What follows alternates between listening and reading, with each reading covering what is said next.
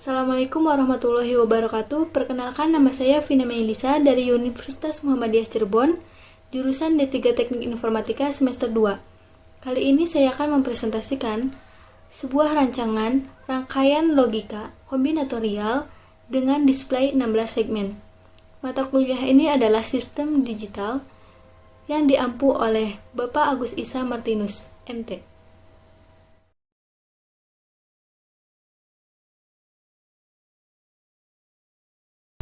Yang pertama, mengenal rangkaian logika kombinatorial.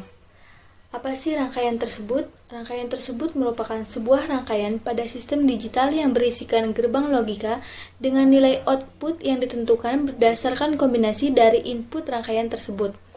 Jadi dapat diartikan, rangkaian logika kombinatorial ini merupakan gabungan dari beberapa gerbang logika yang nantinya output tersebut akan menampilkan karakter atau rancangan sesuai perancangnya.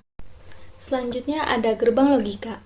Tadi telah disinggung bahwa rangkaian logika kombinatorial merupakan gabungan dari beberapa gerbang logika. Nah, gerbang logika itu sendiri apa sih? Gerbang logika merupakan rangkaian yang menerapkan dasar-dasar logika dalam pemakaiannya.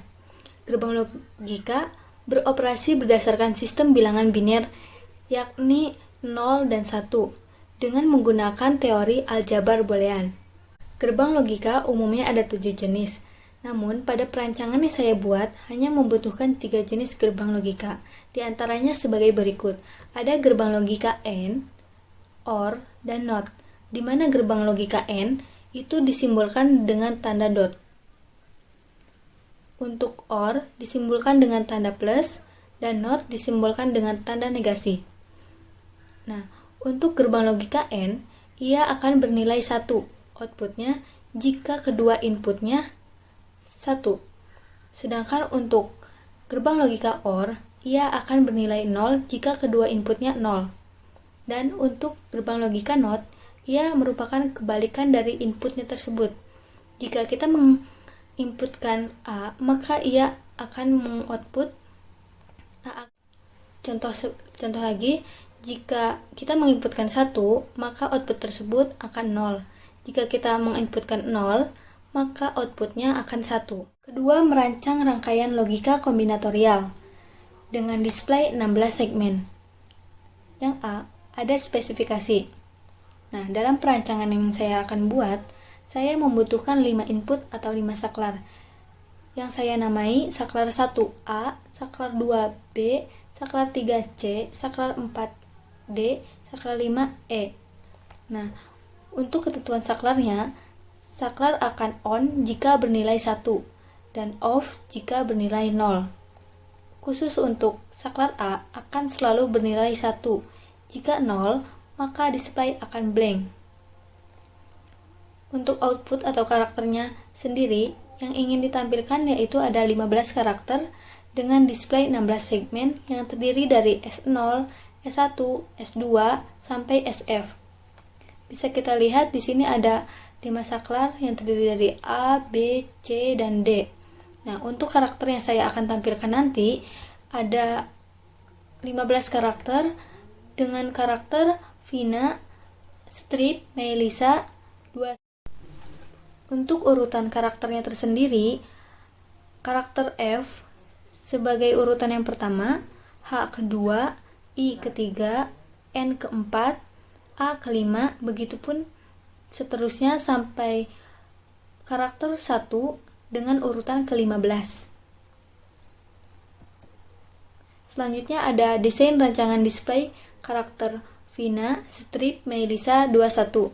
Bisa dilihat ini merupakan desainnya, desain dari rancangan karakter yang saya buat. F, H, I, N, A, Strip, M, E, I, L, I, S, A, 21. Selanjutnya kita akan membuat tabel input dan output. Nah, bagaimana cara membuatnya? Yang pertama, kita memasukkan input atau saklarnya terlebih dahulu dengan 5 saklar. Yang pertama ada saklar A, kedua B, ketiga C, keempat D, kelima E. Lalu kita memasukkan display atau karakter yang ingin kita tampilkan.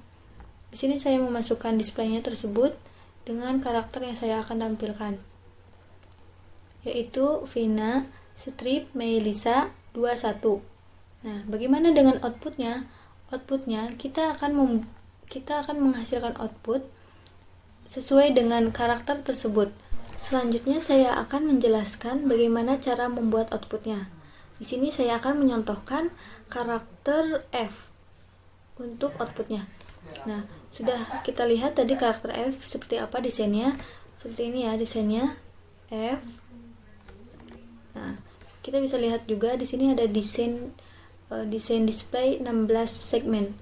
Nah, untuk karakter F berada di segmen 2, 3, 4, dan C. Nah, segmen-segmen yang ditempati oleh karakter itu akan bernilai 1 dan dimasukkan ke dalam output. Tadi ada S2 akan bernilai 1 lalu dimasukkan ke output di karakter F. Nah, S2 dimasukkan ke output ke S2 juga, lalu S3 dimasukkan ke output S3, S4 dimasukkan ke output S4, dan SC dimasukkan ke output SC. Begitupun seterusnya hingga karakter 1. Pada slide ini ada ekspresi atau fungsi boolean. Bagaimana cara mendapatkan fungsi boolean tersebut? Nah, fungsi boolean tersebut didapatkan dari hasil output si karakter tersebut. Nah, namun dikelompokkan sesuai dengan segmen-segmennya. Saya contohkan di sini ada S0. S0 itu, nah kita lihat tabel. S0 itu ada di karakter H. Nah, di sini ada catatan dalam ekspresi boolean 0 sama dengan atau sama saja dengan negasi, aksen, atau not. Nah, jika contohnya seperti ini. Contohnya jika inputnya B itu bernilai 0, maka B itu berubah akan menjadi B aksen. Nah, balik lagi ke topik. Jadi, tadi itu yang S0 itu berada di karakter H, di mana inputnya ada di A, B, C, D, E, dengan hasil inputnya yaitu A, B aksen, C, D aksen, dan E. Seperti itu cara mendapatkan fungsi boolean. Sudah kita ketahui tadi, fungsi boolean yang kita dapatkan itu sangatlah kompleks. Namun ada cara untuk menyederhanakan fungsi boolean tersebut. Caranya yaitu dengan menggunakan keymap. Di sini saya akan menyontohkan bagaimana cara menyederhanakan fungsi boolean menggunakan keymap. Nah, yang pertama, kita ambil dulu segmen yang akan kita sederhanakan. Di sini sudah ada fungsi booleannya dengan penerjemahan binernya. Nah, selanjutnya di sini yang di bawah ada tabel keymap-nya untuk memudahkan kita dalam menyederhanakan fungsi boolean. Nah, dalam tabel keymap ini saya telah membedakan setiap variabelnya dengan mewarnai variabelnya agar memudahkan kita untuk mengerjakannya. Nah, di mana variabel B saya warnai atau saya tandai dengan warna merah, untuk C warna hijau, D warna biru, E warna hitam. Nah, bagaimana cara memasukkan angka ini ke dalam tabel keymap? Cara memasukkannya yaitu saya akan mengambil angka 4 digit ke belakang, karena angka 1 yang paling depan itu merupakan milik si A, dan si A itu akan selalu bernilai 1. Nah, 4 digit ke belakang itu ada 1, 0, 0, 0, 1. Kita lihat di sini ada B, C aksen, D aksen, E aksen. Kita masukkan ke dalam tabel keymap. Nah, kita dua-dua untuk variabel B dan C-nya. variabel B dan C-nya, yaitu B, C aksen. Dengan bilangan binernya 1 dan 0. Kita lihat di sini ada kita cari di sini yang di bagian BC-nya bilangan 1 dan 0 itu ada di mana? Di sini. Ya, untuk D dan E-nya kita lihat bilangan binernya itu 0 dan 0. Nah, DE-nya itu kita cari juga di sini 0 dan 0. Berarti kita memasukkannya yang pertama itu yang ini. Yang kedua ada fungsi A, B, C aksen, D, E aksen. Nah, cara memasukkannya sama seperti tadi. 4 digit ke belakang yang kita masukkan. 1 0 untuk B, C aksennya, 1 0 masih tetap yang di sini yang tadi, 1 0. Untuk DE aksennya ada di sini, DE aksen. DE aksennya berarti kita memasukkan 1010, berarti di sini posisinya. Selanjutnya sampai ke yang terakhir di sini. Setelah memasukkan fungsi boolean tersebut ke dalam tabel keymap, selanjutnya kita akan membuat grup untuk menyederhanakan fungsi boolean tersebut. Nah, namun ada ketentuan untuk membuat grup dalam keymap ini. Ketentuannya yaitu dalam satu grup berada isinya yaitu ada 2, 4, 6, 8 atau isinya yang berkelipatan 2. Setelah membuat grup, langkah selanjutnya yaitu menjabarkan isi dari masing-masing grup. Nah, ini ada 3 grup. Grup pertama, grup kedua, dan grup ketiga. Nah, untuk grup pertama kita lihat di sini mana yang sama dalam variabelnya, dalam satu fungsinya. Nah, di sini yang sama itu fungsi ke-1 itu di D dan E. D dan E-nya itu bernilai 0 0. Kita masukkan ke sini 0 0 0 0. Nah, untuk BC-nya itu sendiri, BC-nya itu berbeda. Di sini yang pertama itu ada BC-nya 1 1, yang kedua itu ada 1 0. Nah, kita masukkan juga ke sini BC-nya 1 1 dan 1 0. Maka kita eliminasi.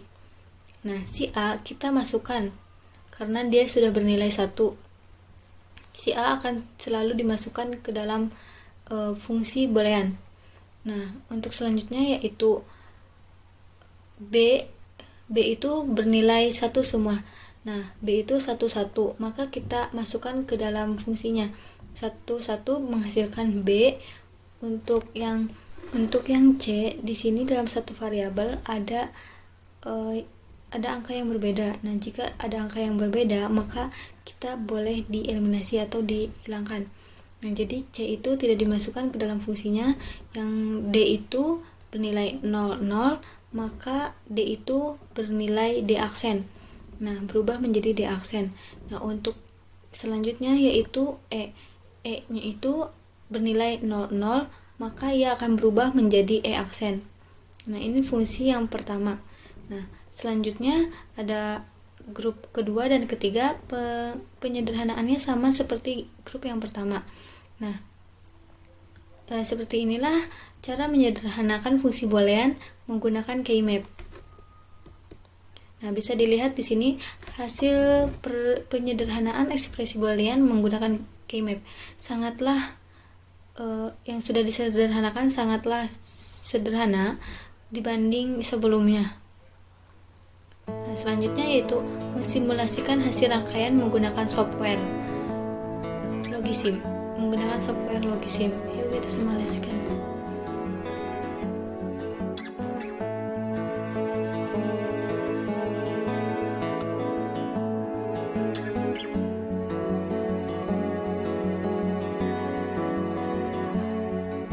Sebuah kisah sempurna menyatu dalam rasa, patrikan kita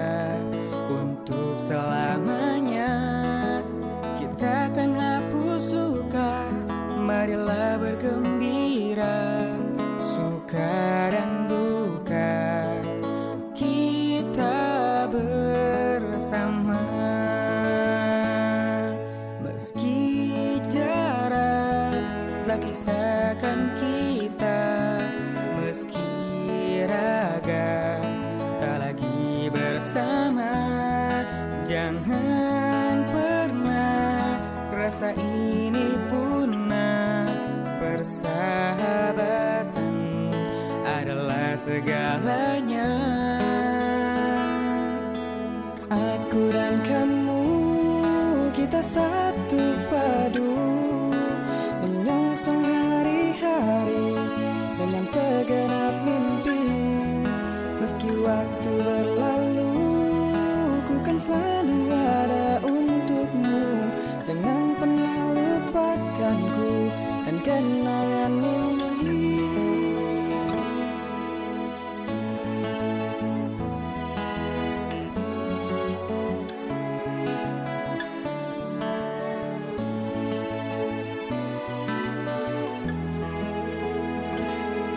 Meski kita tak lagi berjumpa, meski semua kenangan terlupa, jangan pernah ingkar janji kita. Persahabatan adalah segalanya. Aku dan kamu, kita satu padu, menyongsong hari-hari dengan segenap mimpi. Meski waktu berlalu, bukan selalu ada untukmu. Jangan pernah lupakanku dan kenangan ini.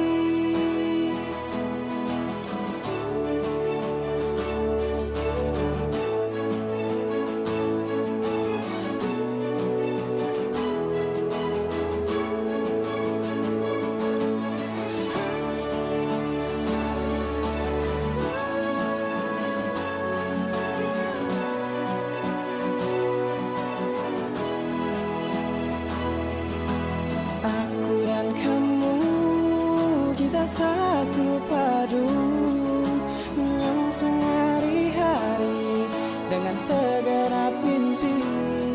Meski waktu berlalu. Cukup sekian dari saya, kurang lebihnya mohon maaf. Billahi taufiq wal hidayah. Wassalamualaikum warahmatullahi wabarakatuh.